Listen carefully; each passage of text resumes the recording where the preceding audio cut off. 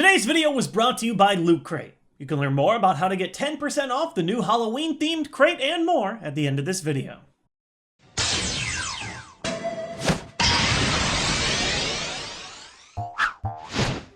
It's no secret, the Poké Ball is one of my favorite aspects of Pokemon.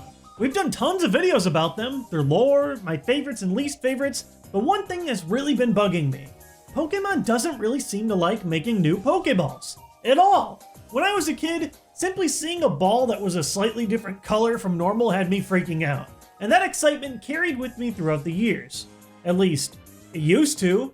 Not including the Park Ball or Dream Ball, which aren't really new ways to capture Pokemon. The last time we got a new functional Pokeball design was in 2006. 10 years ago.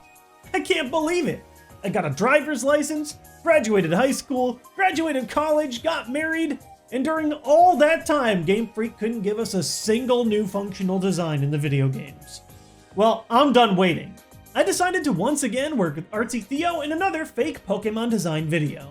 This time, here's 10 fake Pokeballs that I would love to see show up in the Pokemon world. Number 10. The Hoard Ball. Hoard Battles are one of my favorite innovations in Pokemon in recent years, but they still have a few flaws here or there. Having to individually knock out 4 separate Pokemon while waiting to capture the last one takes forever. And in some rare scenarios, like finding 2 shiny Pokemon at once, you can't capture both. You're forced to knock one of them out. The Hoard Ball would give you increased capture during a horde, while also giving you the ability to capture Pokemon before only one remains. Hordes are awesome, but capturing a Pokemon in a horde? Not so awesome. Let's fix it. Number 9. The Dawn Ball. This is my laziest design of the day, but there's a reason for it. The Dawn Ball would be the inverse of the Dusk Ball, giving you an increased capture rate during the day. It's no secret that the Dusk Ball is one of the best balls in Pokemon, and why I scored it so highly in my original top 10 video.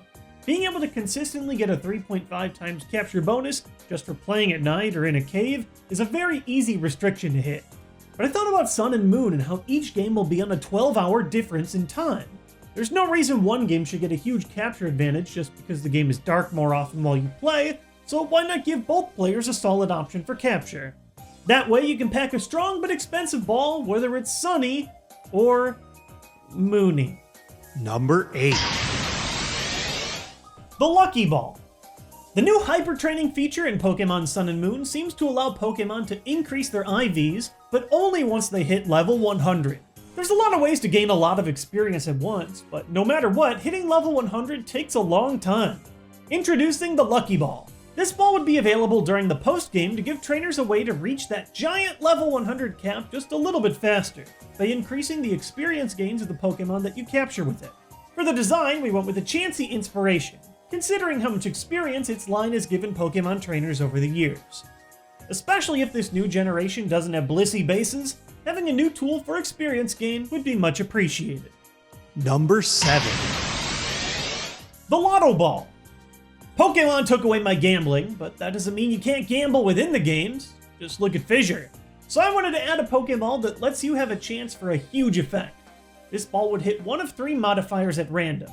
5 times, which would make it one of the strongest balls in the game, 1 times, which would make it about as strong as a regular Pokeball, or 0 times, which would be a 100% failure. Depending on which option you'd get, the ball would spin to a different result and make different sounds. Is it worth the risk? On paper it seems reasonable, but do you think you can really handle dealing with all those auto failures in order to get that juicy 5 times capture rate? Do you feel lucky? Number 6. The Challenger Ball. Like the Lotto Ball, this one has a risk, but unlike gambling, this one's a little more calculated. The Challenger Ball would have a very high capture rate, but only when you have just 1 Pokemon in your party. Are you willing to risk that if your 1 Pokemon gets knocked out, you black out? If so, you'll be rewarded with a strong capture tool for your efforts. Not only is this a solid late game tool, but it's a fun way to bond with one of your favorite Pokemon along the journey. Number 5. The Ancient Ball. This one would have a decent, but not massive capture rate against legendary Pokemon, as well as other Pokemon with lore that places their origin in the past, such as Claydol or Golurk.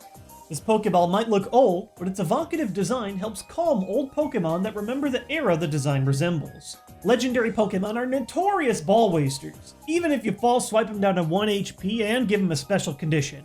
Giving players a consistent tool that they can depend on for an okay chance against a legendary Pokemon can't hurt. Number 4. The Go Ball. This is an experimental idea. I don't even know if the final name would actually be the Go Ball, but it's definitely inspired by Pokemon Go. While the system isn't perfect, I really like the idea of performing a minigame that can increase your capture rate. This ball would do just that. Now, there's a lot of ways that we could accomplish this, but personally, I like rhythm games. So maybe one possible idea could be playing a rhythm game based on how well you enter inputs, similar to Donkey Kong's Final Smash and Super Smash Bros., or the rhythm bonuses that were present in Mother 3. Pokemon games have had surprisingly good minigames throughout the years, so why not mix up battle a little bit by throwing one into a Pokeball? Number 3. The Money Ball. This ball would have a solid catch rate, a gorgeous opening animation, but there's a catch. It has an insane cost. I was inspired by the diamond-encrusted Pokeball that they had in the anime. What if that massive wealth could be applied to Pokeballs in the video games too? This ball would not only be a status symbol for trainers who want to show off a little flair, but also an option to spend your money on if you're not sure where to throw all your dough in the post-game. Number 2. The Pester Ball. This design, inspired by the one used in Pokemon Snap, is a tool that players could use against Pokemon with powerful attacks. If the Pester Ball fails in capturing the opposing Pokemon, it will cause them to flinch. However, you can't use the Pester Ball again for at least 2 rounds after throwing it. One of the most annoying aspects of capturing is the fact that your active Pokemon gets blown up with a free attack if your ball fails. This ball at least puts a tiny bit of the firepower into your hands to protect the creatures putting in hard work on the battlefield. Number 1. The Battle Ball. This last ball is probably my most obscure concept. I love the idea of working with someone to create new Pokeballs. But the last time we had Kurt, well, you know. Kurt's balls suck. So I thought, why not bring Kurt back again, but with an Alolan form? Oak has one. This time he'll be working on the Battle Ball. The idea with this ball is that you can infuse these Pokeballs with some kind of shard or collectible that would give your Battle Ball the affinity of any type. If you use a Battle Ball against a Pokemon with weakness to your ball's type, you'll get a capture rate bonus. This ball would take time to make because of shard collecting and the creation aspect, but the ability to custom tailor it to help you capture any specific Pokemon you're hunting should be a fair trade-off. Together, we can make Kurt great again. Great. Anyways. I don't care how they do it. Pokemon needs more balls. Hopefully you guys have noticed, but I've really been trying to increase the quality and frequency of my videos by hiring artists and editors, and longtime sponsors like Loot Crate have really helped me make some of these recent videos possible. What's Loot Crate? It's a box with stuff. There's new stuff every month. What kind of stuff? Well, that depends. They have all kinds of flavors like anime, gaming, or a mix of all things geek and pop culture. This month's next main crate is horror, filled with horror staples like Friday the 13th and The Walking Dead. Perfect for this Halloween. Or, if that's too spoopy for you, it looks like the next Loot Gaming crate has some Nintendo love, with the Legend of Zelda item in their new Rumble crate for October.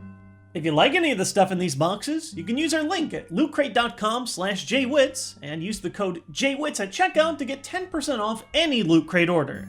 These October crates are going fast, and if you want to get in on this month's surprises, you'll have to place your order by October 19th. Support from your orders and Loot Crate have really helped us push the show forward, and I can't wait to see where we go next.